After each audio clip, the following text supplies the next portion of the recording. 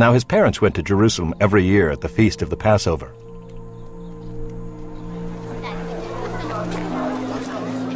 And when he was 12 years old, they went up according to custom. And when the feast was ended, as they were returning, the boy Jesus stayed behind in Jerusalem. His parents did not know it.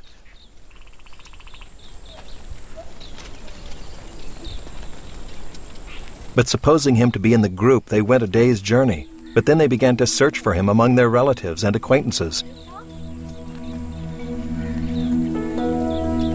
And when they did not find him, they returned to Jerusalem, searching for him. After 3 days, they found him in the temple, sitting among the teachers, listening to them and asking them questions. And all who heard him were amazed at his understanding and his answers. And when his parents saw him, they were astonished. And his mother said to him, "Son, why have you treated us so? Behold, your father and I have been searching for you in great distress." And he said to them, "Why were you looking for me? Did you not know that I must be in my father's house?" And they did not understand the saying that he spoke to them. And he went down with them and came to Nazareth, and was submissive to them. And his mother treasured up all these things in her heart. And Jesus increased in wisdom and in stature and in favor with God and man.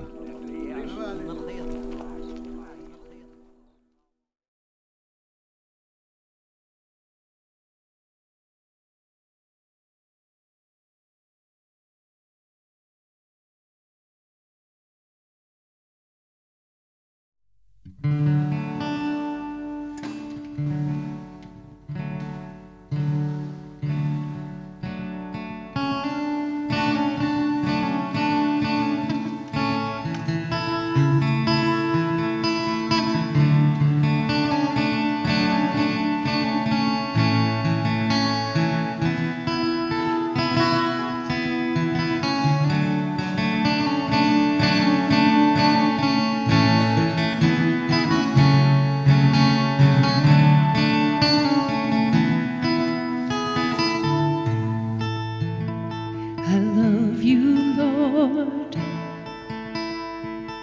Oh, your mercy never fails me. All my days have been held in your hands. From the moment that I wake up until I lay my head, oh, I have lived in the goodness of God. And all my life you have been faithful. And all my life you have been so, so good. With every breath that I am able, oh, I'm gonna sing of the goodness of God. I love your voice. You have led me through the fire, and in darkest nights you were close like no other. I've known you as a father, I've known you as a friend, and I have lived in the goodness of God. 'Cause all my life you have been faithful, and all my life you have been so, so good.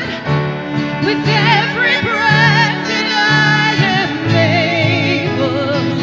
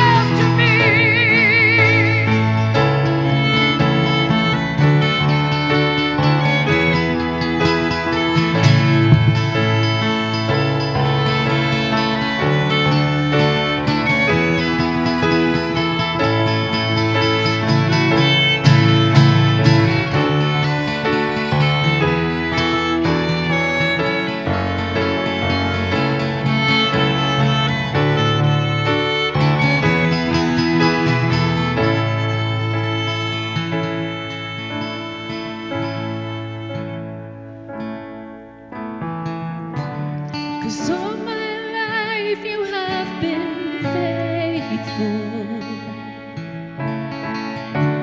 And all my life you have been so, so good. With every breath that I am able, oh, I'm gonna sing of the goodness of God. For all my life you have been faithful. And all my life you have been so, so good. With every breath that I am able, oh, I'm gonna sing of the goodness of God. Oh, I'm gonna sing of the goodness of God.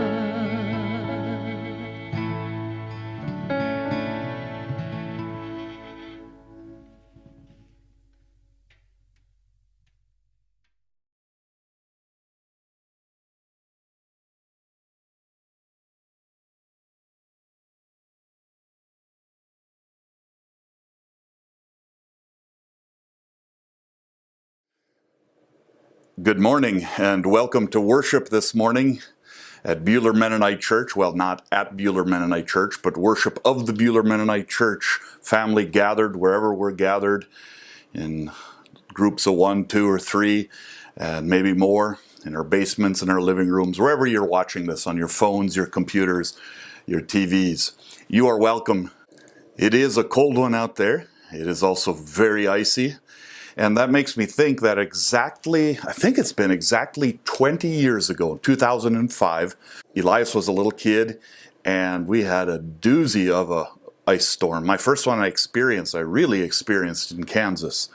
That was devastating. It tore down a lot of trees and lines and everything. We were living in the Hoffnungsau parsonage at the time, and all electricity went out. It was out for at least a week. And it was cold, and it had done a lot of damage to trees and power lines and everything. Now, the interesting thing is when I was looking over how many times we've canceled church about this time of year, especially this Sunday, I think at the annual meeting I'm going to bring a motion up that says we will permanently cancel this first Sunday of January every year.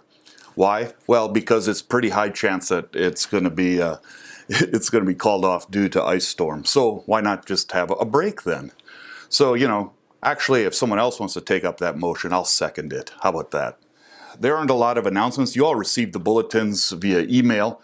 I just want to remind you that if you have any photos of Beulah Mennonite Church ministry, to send them in to my email address, bmcpastor@gmail.com. And we're going to put a collage together of the things that we've done this year. Where have we met God? Where have we joined God at work? And Nick Jensen's going to put a collage together for us in time for the annual meeting. So get that in to my email, and I will get those photos to him. I've already received quite a few, so thank you for those. Interesting opportunity here for you volleyball players. I know there's some of you out there that would be really good at this. I don't know if it's me necessarily, but I know there's some of you that like to play volleyball. The MDS, Mennonite Disaster Service, is hosting a 75th anniversary annual celebration in Wichita, Kansas. And they're asking for area Mennonite churches to put together volleyball teams. And so they're going to host a volleyball tournament and a cornhole tournament. They're going to be held on Saturday, February 15th at Ridge Point Church in Wichita, Kansas. That's the MB church there on 21st. And the cornhole tournament will be at 1 p.m. of that day, and the volleyball tournament will be from 5 to 8. They're looking for local teams or individuals to join the fun. Everyone is invited. If you're interested in registering a team, that information's in our bulletin, or you can contact our office and we can get that to you. It'd be interesting if we could get a team together. And, maybe the theme would be disaster. I don't know. Maybe if I played, it would be. Also, Judge Patty Mackey Dick has served for 36 years and she's retiring, and we're all invited to an open house on the third floor of the courthouse On January 10, from 2:30 to 4:30, a reception honoring the work and the service of Patty Mackey Dick. So keep that in mind, and congratulations to her. Also, Jam will begin on the 15th. All midweek week activities will resume except for choir. Jam will be, the first session of Jam in the 2025 year will be at the Brethren Church, at the Middle Church, but there will still be meals here in our basement. We have our annual meeting on the 19th, and the annual meeting will be held as it always has been, and there were inserts in this Sunday's bulletin. They will be inserted again next Sunday that have the budget, that have some of the information, the election, what we are voting on, and those sort of things. Remember, we are also voting on deacons. And we have two names, if you would prayerfully discern who it is that God is calling you to vote for between the two candidates that have answered yes to the nominations. Following the annual meeting, or following the worship service on the Sunday of the annual meeting, the youth will be serving a meal like they often do, and that'll be a fundraiser for their activity, their service trips and such. I know there are probably a lot of prayer concerns that are out there. We have, of course, the people that we pray for every Sunday who are battling cancer. And those are Georgia Ballard and Joanne Lair and Kelly Case and Steve Becker. And we thank you for your ongoing prayers there. We had the funeral of Albert Franz here on Friday. I will also be helping serve at a funeral for Marva Blau, who lived in Heston, and is a member at Hoffnungsau Mennonite Church. I will assist in that on Saturday. There are also other prayer concerns. Some of them you know, some of them we have shared in the past. Also, one that was noted to me was that John Van Bruggen, son-in-law to Judy and Gerald Jansen, his father passed away, and they're just asking prayer for peace and comfort to that family. Let's take some time to pray. I'll speak a prayer, and I might even have moments of silence, and where there are gaps, you fill them in with your prayers. Lord of bright and abiding light, you have shown in us. You've shown in us in the person of Jesus Christ, your Son, a new way to live. You have poured your light into the world, and you've asked us to live in that light, rather than to run and to hide in the darkness of doubt and despair. You promise to be our light all the days of our lives, and you ask us to place our trust in you, and we do. But we also know that the journey in this light is risky. It means that we will have to be very serious about our service to you, about giving you our best and offerings of hope and light to others as well. In this new year, we bring to you the names and the situations of others for whom the light seems to be dim, or they're yearning for light in their life in one way or the other. They struggle with health. They struggle with mental health and addictions. Maybe economic hardships. Broken and damaged relationships. The loss of a loved one. With anxiety. With war and violence. Lord, we place all of these in your care. Let your light shine on them. Bring healing and hope. Help us be the bearers of that light in all we do. For we ask this in the name of Jesus Christ, who says, I am the light. Amen.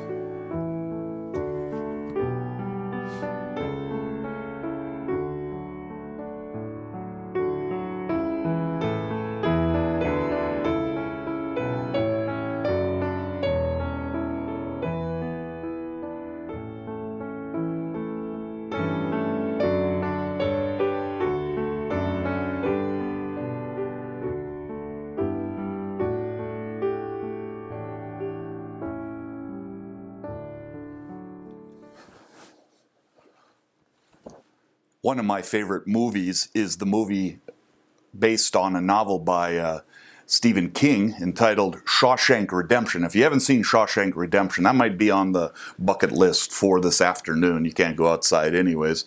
But anyways, Shawshank Redemption is a wonderful movie. And in that movie, there's a scene where Andy Dufresne, who is played by Tim Robbins, is talking about a world outside of the prison. And he's just been thrown into the hole where he's had solitary confinement. And he talks about listening to Mozart and hearing music.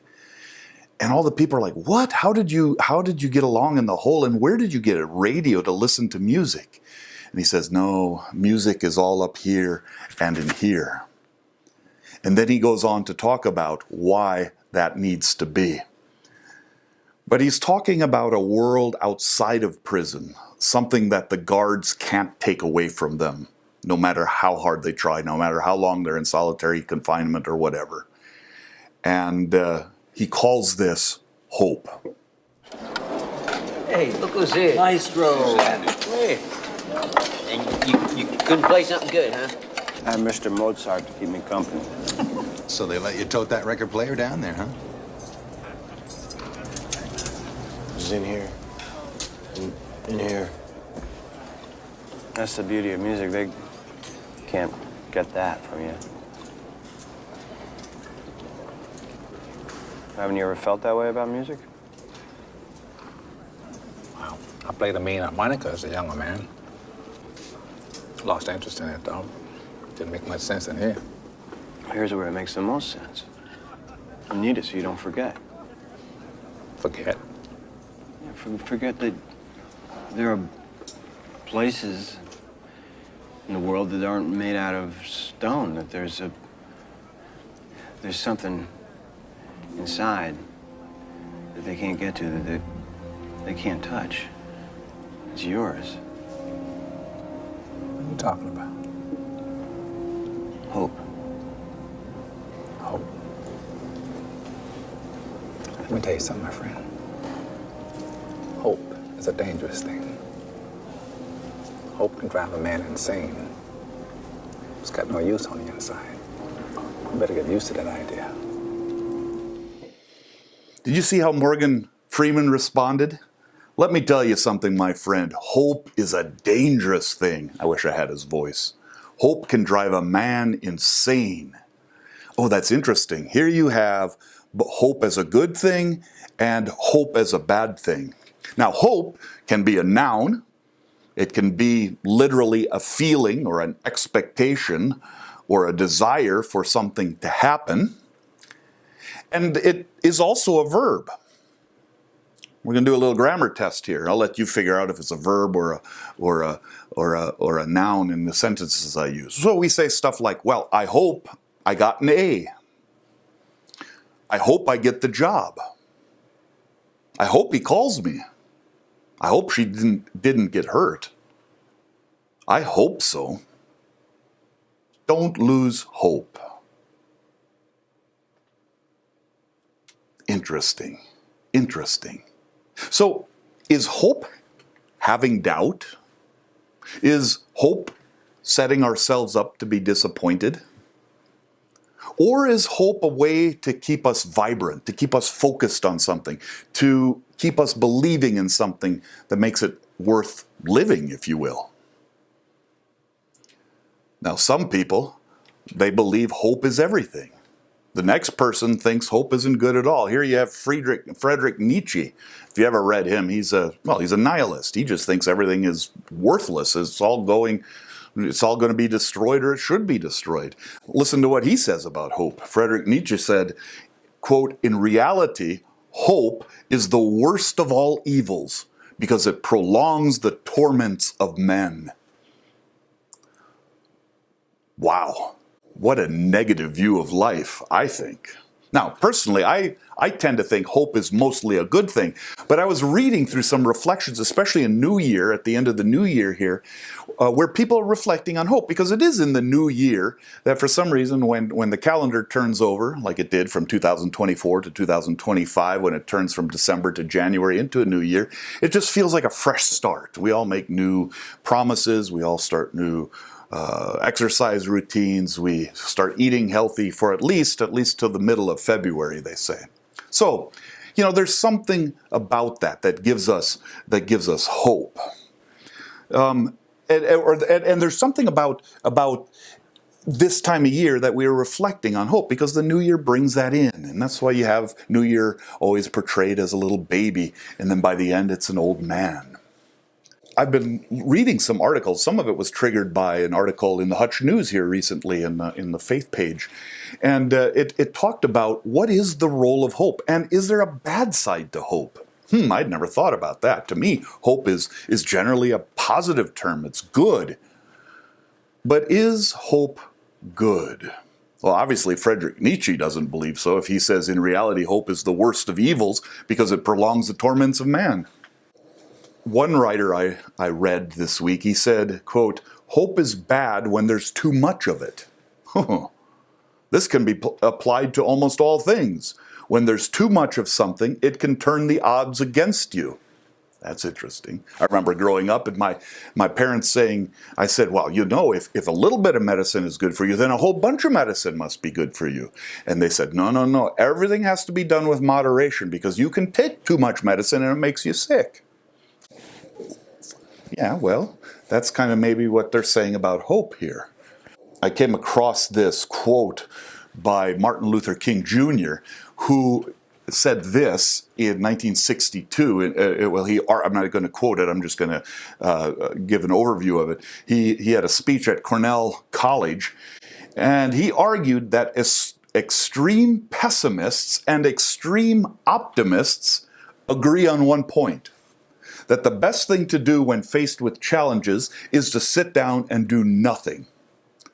Dr. King argued rather for a realist view, that is, a perspective that suggests we cannot ignore where progress has been made, acknowledging hope, but doing so while also being mindful of the immense challenges one may face, acknowledging despair. So moderation a little bit, realistic. However, a strong theme of Martin Luther King's writing is hope. That that hope is actually action based on what we know about God. That's interesting. Action that is based on what we know about God. So hope isn't just this sort of Pollyannish, like, oh man, no, you're betting your bottom dollar. You've heard me talk about this before. So not acting is simply not an option for Martin Luther King's hope. I believe the same thing about biblical hope. In particular, when there may be a sense that a wider system around us might have the capacity to inflict suffering, we are called.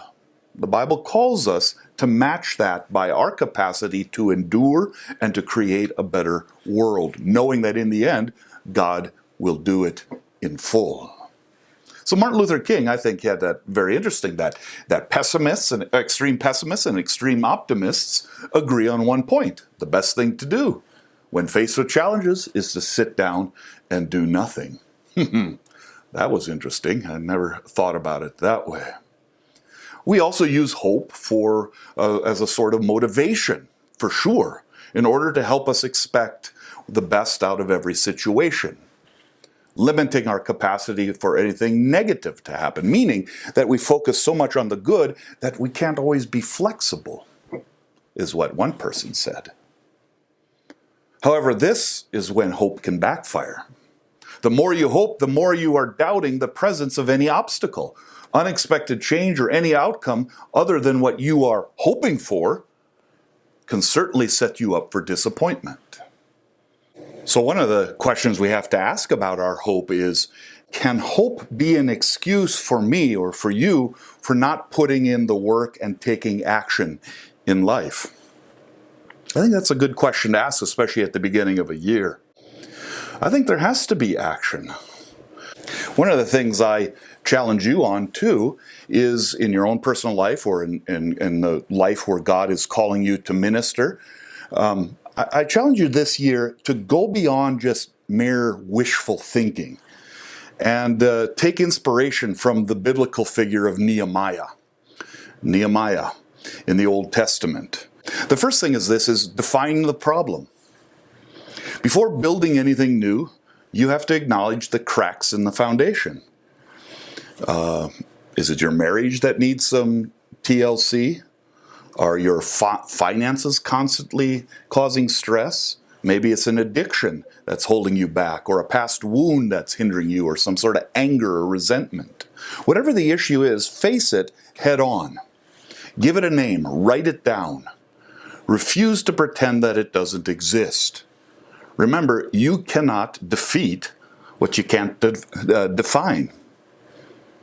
In the book of Nehemiah, we see him grappling with a pretty significant problem. The city of Jerusalem, once a symbol of God's presence, lies in ruins, and its walls are broken down and its gates are burned. People have returned from exile. They're living in disgrace. They're living in despair. And Nehemiah doesn't shy away from that harsh reality. He confronts the problem head on, as is evidenced in the words to the king when he says, in Nehemiah 13, he says, "They said to me, those who survived the exiles and are back in the province are in great trouble and disgrace. The wall of Jerusalem is broken down and its gates have been burned with fire." Nehemiah acknowledges the problem. He doesn't sugarcoat it with optimism. He doesn't tear it down with pessimism. He just says what it is. Takes the first crucial step towards finding a solution. He sets the stage for the transformation that is about to take place. The second thing then that Nehemiah does after he has named the problem is that he goes and he diligently seeks out God, seeks out God's advice. Now, once you've identified the problem, don't fight it alone. Turn to the ultimate source of strength and guidance. That's God. Nehemiah wept, Nehemiah fasted, Nehemiah prayed, Nehemiah approached God with genuine vulnerability. He named it as it was. He knew what the problem was, but he did it with unwavering faith, with a sense of hope. So just like he did that, I invite all of us, and I'm speaking to myself here too, but all of us in this new year, seek God's wisdom, seek God's grace, seek God's power to overcome. And it's in God's presence that you will find the courage and even the knowledge and wisdom to move forward. Nehemiah's response to the news of Jerusalem's devastation is not anger or despair or give up reaction. Instead, he turns to God in prayer. Nehemiah chapter 1, verse 4. "When I heard these things, I sat down and I wept. For some days I mourned and fasted and prayed before God, the God of heaven." Nehemiah understands that true change comes from God. And so Nehemiah looks for God's direction. He seeks out God's direction and he relies on that strength to face the challenges ahead. And this act of seeking out God sets the foundation then for the miraculous work that will unfold. So, you have to put action to your hope. And so what I've said here, from what we've learned from Nehemiah, you define the problem. You diligently seek God. And then finally, you do the work. Remember, hope without action is just a pretty little dream. It's wishful thinking. Nehemiah didn't simply lament the broken walls. He didn't just hand wring, "Oh, woe is me." He didn't just say, "If I just think hard enough and happy thoughts, it'll go away or it'll build itself." No, he takes the initiative and he rebuilds them. So now it's your turn. It's my turn. It's our turn. Roll up our sleeves. Let's roll up your sleeves. I'll roll up mine. We roll up our sleeves together and we take the first step and we let faith fuel our actions. Commit to. This is something to do if you need a resolution, you haven't gotten one yet, or maybe we should all resolve to do this. Commit to consistent effort. Whether it's attending a marriage workshop, whether it's setting up a budget plan, whether it's enrolling in a fitness plan, whether it's starting a daily Bible study. Commit to consistent effort. Remember, hope without action is just a pretty dream. Now, Nehemiah's prayer is not simply a passive plea for help. I'm going to sit here until help comes. It's a declaration It's a declaration of his commitment to take action within his trust and faith of God. In Nehemiah 2:17 it says, "Then I said to them, I see the trouble we are in. Jerusalem lies in ruins and its gates have been burned with fire. Come, let us rebuild the wall of Jerusalem and we will no longer be in disgrace." He names it. I see the trouble that we're in. It lies in ruins, but come on. Let's get to work. Let's rebuild the wall of Jerusalem, and we will no longer be in disgrace. Nehemiah rallies the people around him. He inspires them to join him in rebuilding a city. He leads by example. He works tirelessly alongside them. And this commitment to action ultimately leads to the successful completion of the project. You know, hardly anybody follows anyone that says, "Oh, I don't know this, whatever." You might be tired, you might be burned out. You don't have to complain about it. You just simply step away and say, "This is not my time and moment." There's no need to put up pessimism and drama into the situation so as to poison the waters. And on the same side, you can't just be a Pollyanna. You can't just say, "Oh, you know, if we all smile, there will be world peace." No, you have to do something, but do it positively. Because there will be setbacks. There will be setbacks. Remember, transformation isn't a quick fix. There will be doubts. There will be moments when you want to give up. It happens to me all the time. It happened to Jesus, kind of. When he said, "Lord, if it is your wish, take this burden from me." But he keeps on going forward when he's in the garden. On the Garden of Gethsemane. So transformation isn't a quick fix. It's a journey, but you got to put work into it. You have to put work into it. And don't forget why we started. What is the mission? What are we doing as a church? What are we doing as a faith journey personally? Hold on to that hope that ignited your journey. Same thing with marriage. One of the things that our marriage counselors that we use, that we work with, Doctors Les and Leslie Parson, they often say is one of the things you should do every year is go back and hear the vows. If you have a recording or if you have a record on paper or if you remember your vows, hear those vows. What was it that you said you would do? That's your mission. And what was it that your partner said they would do? And then trust that. That is your mission, let's say, in marriage. Same thing with your baptismal vows. That's why I send out those cards. Do you know what your mission is? Why you said yes, to what end? We need that reminder always. Hold on to that hope that ignited your journey. Let it guide you through the tough spots. And then celebrate every small victory and trust that you build a stronger and more fulfilling life and faith, a richer faith with each step. So that's putting hope into action in your life. So now it's your turn. I mean, I've taken this on, I preached the sermon, I know it's in it, but now I give it to you. It's your turn to act. What is the one area in your life where you long to see change? Define the problem. Whether it's mending a strained relationship, whether it's tackling financial burdens, whether it's prioritizing your health, whether it's deepening your faith, define the problem. And then don't shy away from the bad and the hard truths. Naming the issue is the first step towards overcoming it. Then seek God's wisdom and strength. Just as Nehemiah turned to prayer and fasting, and he delved into the scriptures, do the same thing. Spend time in prayer. Connect with your community of faith. Get counselors, get coaches, bounce things off of friends. Remember, you're not alone in this journey. That's why we do church as well. I'm here, the deacons are here. Come talk to us. God, remember this, God is your constant companion, and he offers guidance and support at every step of the way. And then finally, let faith fuel your actions. Don't wait for the perfect moment. There is no such thing as a perfect moment. Someone once asked me, how did you know when you were ready to have kids? How did you decide when you were ready? We weren't. And even if you did decide you were ready, you weren't. You just did it.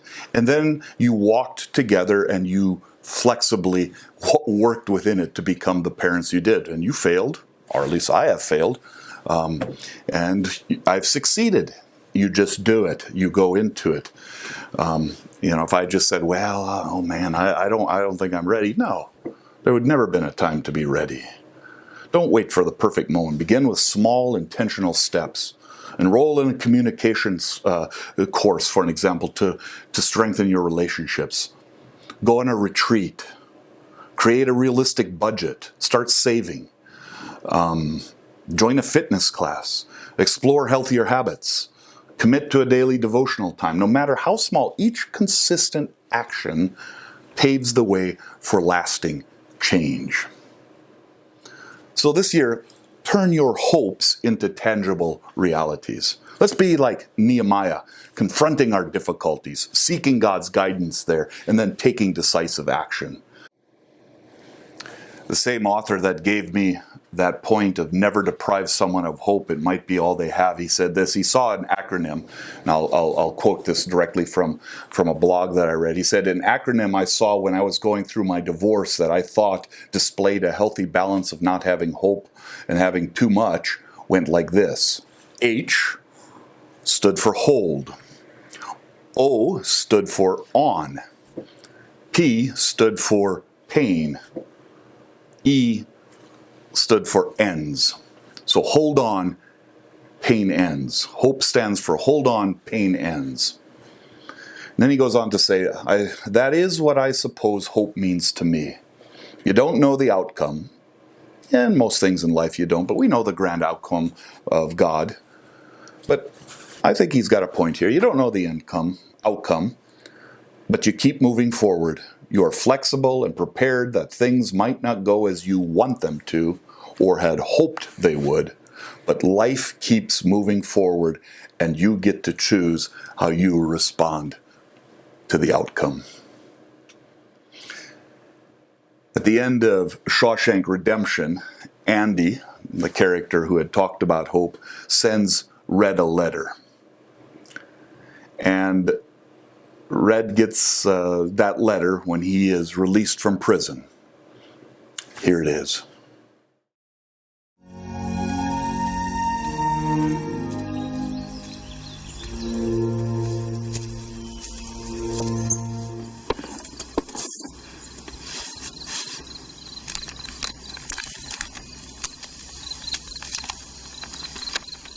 Dear Red, if you're reading this, you've gotten out. And if you've come this far, maybe you're willing to come a little further. You remember the name of the town, don't you? Zihuatanejo. I'll keep an eye out for you, and the chessboard ready. Remember, Red, hope is a good thing, maybe the best of things, and no good thing ever dies. I will be hoping that this letter finds you, and finds you well. Your friend, Andy. And I agree with him. And that's why I'm still wearing this shirt, especially this year. And I was thinking, someone told me that maybe next week we should talk about Daniel in the lion's den, considering who the Vikings are playing tonight. That's a different topic of hope. But remember this. May the God of hope fill you with all joy and peace as you trust in him, so that you may overflow with hope by the power of the Holy Spirit. Wow. That's a great blessing. That's a way to slide into the new year.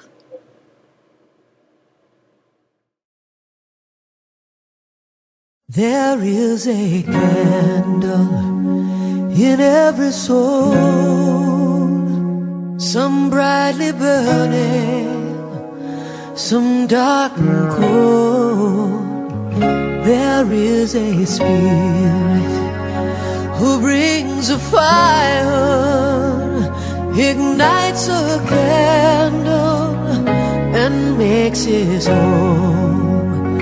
So carry your candle, run to the darkness, seek out the hopeless, confused and torn, and hold out your candle for all to see it.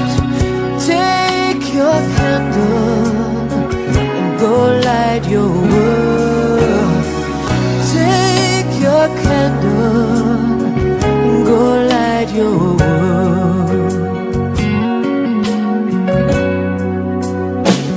Frustrated pretty brother. See how he's tried to light his own candle some other way. See now your sister, she's been robbed and lied to, still holds a candle without a flame. So carry your candle, run to the darkness, seek out the lonely, the tired and worn. Hold out your candle for all to see it. Take your candle and go light your world. Take your candle and go light your world. 'Cause we are a family whose hearts are blazing. So let's raise our candles and light up the sky.